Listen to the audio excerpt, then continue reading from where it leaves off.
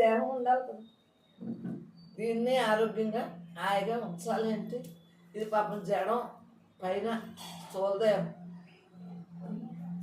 నీ సూక్ష్మదేహాన్ని